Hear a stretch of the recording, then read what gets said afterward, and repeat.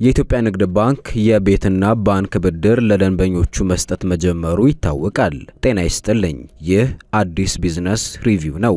በዚህ ቪዲዮ ባንኩ ስለጀመረው የቤትና መኪና ብድር የሰጠውን ማብራሪያ ይዘን ቀርበናል። በዚህም ብድሩን ለማግኘት መስፈርቱ ምንድነው? እንዴት ብድሩን ማግኘት ይቻላል የሚለው መረጃ ተዳስሷል። ቪዲዮውን እስከ መጨረሻው እንድትመለከቱት እንጋብዛለን። ደሳለኝ አለሙ እባላለሁ። በኢትዮጵያ ንግድ ባንክ የሪቴል ባንኪንግ ዲቪዥን ምክትል ፕሬዝዳንት ነኝ። እንግዲህ ሁላችንም እንደምናውቀው የራሱ ተጠቃሚ ማህበረሰቡም የሚያውቀው ንግድ ባንክ ለትልልቅ ባለሀብቶች ነው እንጂ ለትንሽ አስቀማጮች የብድር ችግራቸውን የፋይናንስ እጥረታቸውን አይሸፍንም የሚል የቆየ ሮሮና ያው ቅሬታ አለ። ስለዚህ አሁን ላይ በሀገር ደረጃ የተሰራውን የማይክሮ ኢኮኖሚክ ሪፎርሙን ተከትለው የሁሉንም ደንበኞችን ፍላጎት እንደየፍላጎታቸው ባህሪ የተለያዩ ብድሮችን ለማቅረብ ካለው ፍላጎት የተነሳ ነው የመጣ ብድር። ስለዚህ አሁን እነዚህ የቀረቡት ብድሮች እንግዲህ ባንኩ ደንበኞችን እንደየተሰማሩበት የስራ ከፋፍሎ ነው ያለውና ይህ ብድር የሚያገለግለው በንግድ ዘርፍ ላልተሰማሩ ወይም የንግድ ፍቃድ ለሌላቸው ግለሰብ ደንበኞቹ ነው ማለት ነው። ስለዚህ ብድሮቹ ሁለት አይነት ናቸው። በኮንሱመር ብድር ስር ያሉት የቤት ብድርና የመኪና መግዣ ብድር ነው። የቤቱ ሲባል ዘርዘር ያለ ነው። መስሪያ ሊሆን ይችላል፣ ማደሻ ሊሆን ይችላል።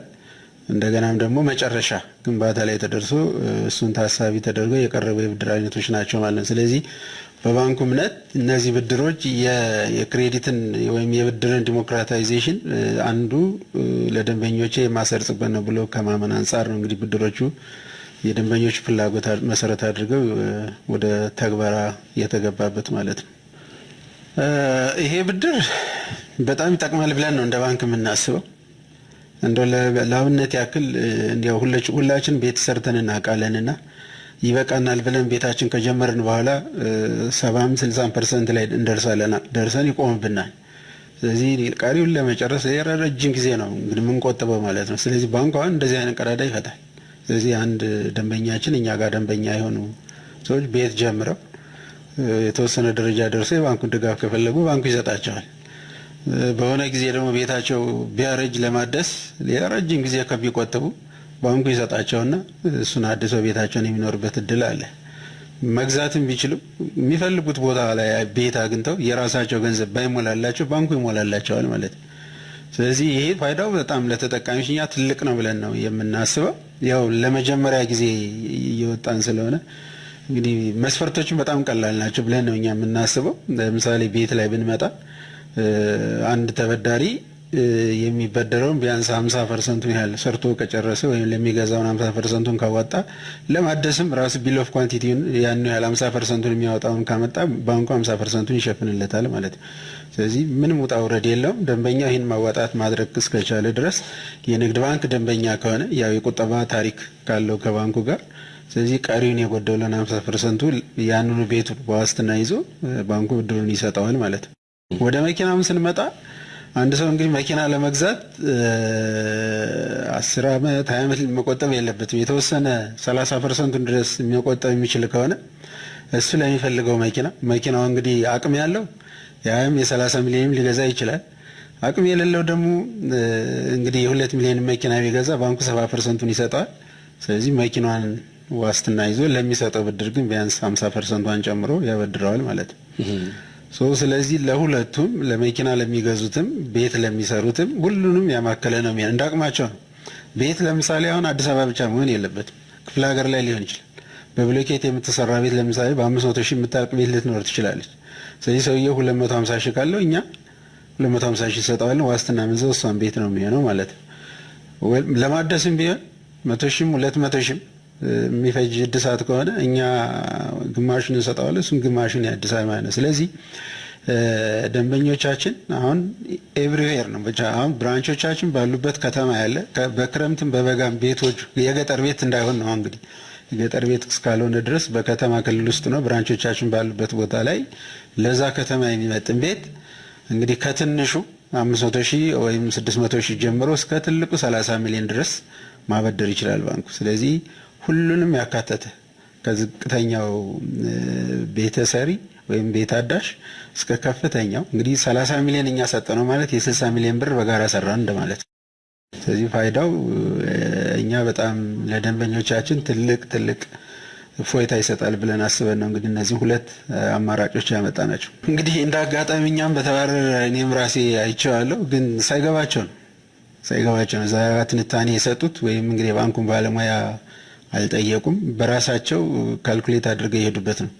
ስለዚህ አሁን ቤት ላይ ብንመጣ አሁን እኛ የምንሰጠው 50% ነው ብለና ፋይናንስ የምናደርገው ቤቱን እኩል ነው የምናዋጣው። ተበዳሪው 50 ያዋጣል፣ እኛ 50 እናዋጣለን። ስለዚህ ዋስትና ምን ይዘው ያን በጋራ የምንሰራውን ቤት ነው።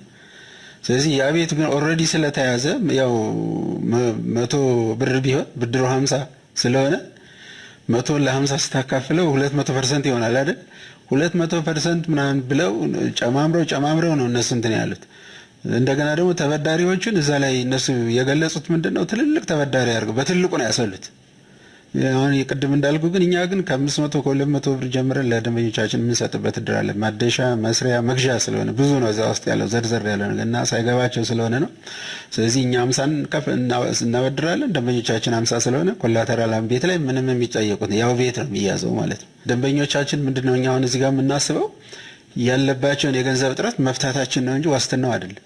ዋስትና ዋንስ ከተመዘገበ ዳቸውን ካልከፈለ በስተቀር እንትን ቤት ላይ ይሄ ነው ያለው። ወደ መኪናው ላይ ስንመጣ እኛ 70% ነው የምናበድራቸው፣ እነሱ 30% ያዋጣሉ። ስለዚህ ምን ይዘው መኪናውን ነው። መኪና በባህሪው ያው ቶሎ ዲፈርሼት ስለሚያደርግ ባንኩ ደግሞ የሚከፍለውን ብድር ቶሎ ማስመለስ እንዲችል ዲፎልት እንዳይኖር የምንሰጠው ብድር ላይ ቢያንስ ተጨማሪ ዋስትና ቤት እንጠይቃለን። መኪና ላይ ተጨማሪ ዋስትና ቢያንስ ከምንሰጠው ብድር ላይ 50% ሊሸፍን የሚችል ማለት ነው።